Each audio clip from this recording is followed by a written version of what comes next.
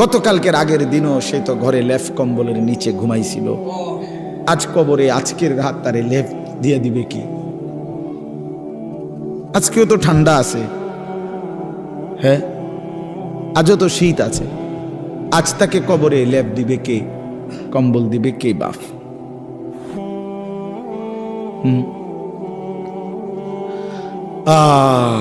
এজন্য দোস্ত আমার, বন্ধু আমার,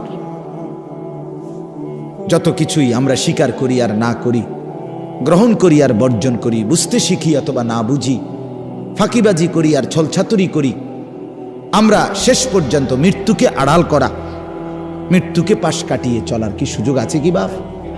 তো এতটা চূড়ান্ত বাস্তবতা, এই নেতা আমার আমনেরে ভাল লাগে না, ঠিক আছে, আমি আমনেরে ছাড়াও হয়তো জিন্দিগি আরেকজনকে দিয়ে চালাই নিতে পারবো। আমার এই মেম্বার বাবুরে আমার বুঝে ধরছে না, হইতে পারে। এই চেয়ারম্যান আমার ভালো লাগছে না, হইতে পারে, আমি তারে সমর্থন করি না, এটা হতে পারে বাপ। আমি আমনের থেকে পাশ কাটাইয়া চলে গেলাম, আমনে আমার থেকে পাশ কাটাইয়া নয়সই করে চলে গেল, কিন্তু মৃত্যু থেকে আড়াল করার নিজেকে সুযোগ আছে তো? শেষ পর্যন্ত কোনো সুযোগ আছে কি?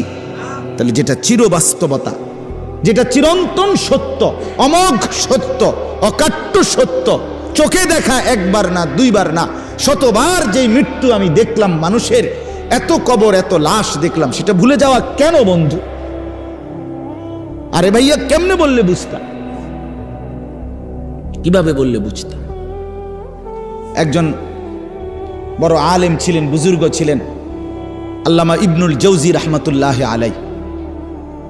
ওনার এক কিতাবে আমি পড়ছি, জম্মুল হাওয়া, আরবি কিতাব, ওইখানে ভূমিকাতে আছে, উনি বলছে, হে আল্লাহর বান্দা, তোমাকে বুঝাইতে বুঝাইতে বুঝাইতে গিয়ে আমি পাহাড় থেকে নামতে নামতে মাটির নিচে নাইমা, অর্থাৎ তোমাকে বুঝাইবার জন্য আমি আমার সবটুকু চেষ্টা ব্যয় করছি। শুধু জ্ঞান গর্ভ পণ্ডিতি কথা, শুধু গভীর বিচক্ষণতা, অনেক সূক্ষ্মাতি সূক্ষ্ম তথ্য, এটা যদি আমি পেশ করতাম, অনেক গবেষণা, তাহলে এটা হয়তো এক ধরনের জিন্দিগি। কিন্তু আমি ব্যক্তিগতভাবে এটা চাই না।